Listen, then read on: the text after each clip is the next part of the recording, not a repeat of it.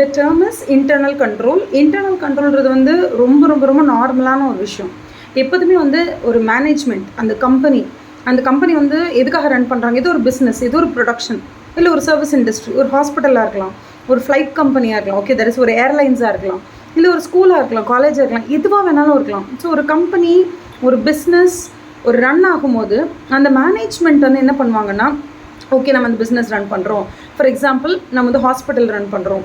இந்த ஹாஸ்பிட்டலில் ரொம்ப ரொம்ப ரொம்ப காஸ்ட்லியான ஒரு மெடிசன் ஒன்று இருக்குது. இது வந்து இந்த ஃபார்மசியில் தான் இருக்குது. ஸோ மற்ற மெடிசன்ஸ் எல்லாம் ட்ரீட் பண்ணுற மாதிரி இது பண்ணக்கூடாது. இதுக்கு கொஞ்சம் எக்ஸ்ட்ரா பாதுகாப்பு கொடுக்கணும். ஏன்னா ஒரே ஒரு டேப்லெட் வந்து 3000 rupees. சும்மா யாராவது கையில் 2 டேப்லெட் எடுத்துகிட்டு போய் வெளியில் விற்றுட்டாங்கன்னா கூட காலி ஆகிடும்.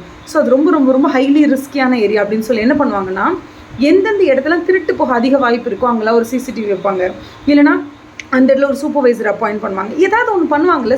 அவங்களோட பிஸ்னஸ்ஸு, அவங்க பணம் போடுறாங்க, அவங்க ரா மெட்டீரியலை வாங்க போகிறாங்க, அவங்க ப்ரொடியூஸ் பண்ணி எக்ஸ்போர்ட் பண்ண போகிறாங்க, இல்லை வெளியில் வந்து ப்ராடக்ட்டை விற்க போகிறாங்க அப்படின்னா அந்த ப்ராசஸில் அவங்களுக்கு வந்து பொருள் சேதாரம் ஆகக்கூடாது. அதே மாதிரி அவங்கக்கிட்ட ஒர்க் பண்ணுற பீப்புள் வந்து ஓபி அடிச்சுக்கிட்டு வேலை பார்க்காம இருக்கக்கூடாது. ஸோ அவங்களுக்கு வந்து எம்ப்ளாய்க்கு அவங்க கொடுக்குற காஸ்ட்டுக்கு ப்ராப்பராக அவங்களுக்கு வேலை நடக்கணும். ப்ராடக்ட் வேஸ்டேஜ் இருக்கக்கூடாது, எந்த ஒரு லாஸும் இருக்கக்கூடாது, ஆப்ரேஷனல் லாஸஸ் எதுவும் இருக்கக்கூடாது அப்படின்னு சொன்னால் அவங்க எல்லா இடத்துலையுமே cost cutting is different. But எந்த இடத்துலையும் உங்களுக்கு வந்து திருட்டு போயிடக்கூடாது, பொருள் திருட்டு போயிடக்கூடாது, ஆட்கள் வேலை செய்யாமல் ஏமாற்றிடக்கூடாதுன்றதுல ரொம்ப கண்ணும் கருத்துமாக இருப்பாங்கல்ல. அப்படி ஒரு மேனேஜ்மெண்ட் என்ன பண்ணுவாங்க அப்படின்னா, நிறைய சிசிடிவிஸ் வைப்பாங்க, சூப்பர்வைசர்ஸ் வைப்பாங்க.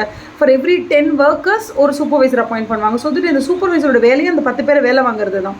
ஸோ அந்த மாதிரி ரொம்ப ரொம்ப ரொம்ப ரொம்ப அக்கறை எடுத்து அவங்களோட என்டையர் ப்ரொடக்ஷன் ஒரு அவங்களோட என்டையர் பிஸ்னஸை வந்து அவங்க ஒரு கட்டுக்கோப்புக்குள்ளே வச்சுருப்பாங்க. இதுக்கு பேர் வந்து ஜென்ரலாக என்னன்னு சொல்லுவோம்னா இன்டர்னல் கண்ட்ரோல் அப்படின்னு சொல்லுவோம். இந்த இன்டர்னல் கண்ட்ரோல் முழுக்க முழுக்க யார் டிசைன் பண்ணணும்? Who has to design, who has to plan, who has to execute, who has to monitor whether in the internal control work ஆகுதான், who has to monitor, who has to evaluate this kind of internal controls periodically. இது எல்லாமே யாரோட பொறுப்புன்னு கேட்டால் மேனேஜ்மெண்ட்டோட பொறுப்பு தான். ஏன்னா அது உங்கள் சொத்து தானே, உங்கள் பிஸ்னஸ் தானே, உங்களோட ஆப்ரேஷன்ஸ் தானே, நீங்கள் தானே அதுக்கு பொறுப்பு. அப்போ ஒவ்வொரு பிஸ்னஸும் it is run by the management இல்லையா? அந்த management will take care of 100% care பண்ணிப்பாங்க. உள்ள இன்டர்னல் கண்ட்ரோலில் ப்ராப்பராக பிளான் பண்ணி டிசைன் பண்ணி அந்த இடத்துல கொண்டு போய் அதை இம்ப்ளிமெண்ட் பண்ணுறது அவங்களோட வேலை. இம்ப்ளிமெண்ட் பண்ணுறதோடு நிறுத்திட மாட்டாங்க. இம்ப்ளிமெண்ட் பண்ணினதுக்கப்புறமா இவங்க எதை நினச்சதை இம்ப்ளிமெண்ட் பண்ணாங்களோ அது அங்கே சக்ஸஸ்ஃபுல்லாக நடந்திருக்கா அப்படிங்கிறத பார்ப்பாங்க. So that is very important. So இப்போதைக்கு உங்களுக்கு வந்து என்ன தெரிஞ்சால் போதும்னா, இன்டர்னல் கண்ட்ரோல் அப்படிங்கிறது மேனேஜ்மெண்ட்டோட பொறுப்பு.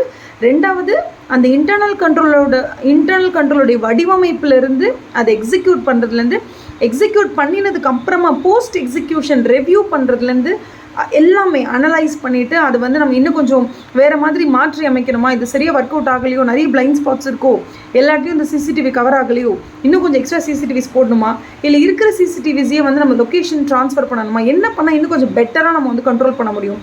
இது எல்லாத்தையுமே யாருடைய பொறுப்பில் இருக்கணும்னு கேட்டால் மேனேஜ்மெண்ட்டோட பொறுப்பில் தான் இருக்கணும். இதுக்கு பேர் தான் இன்டர்னல் கண்ட்ரோல்.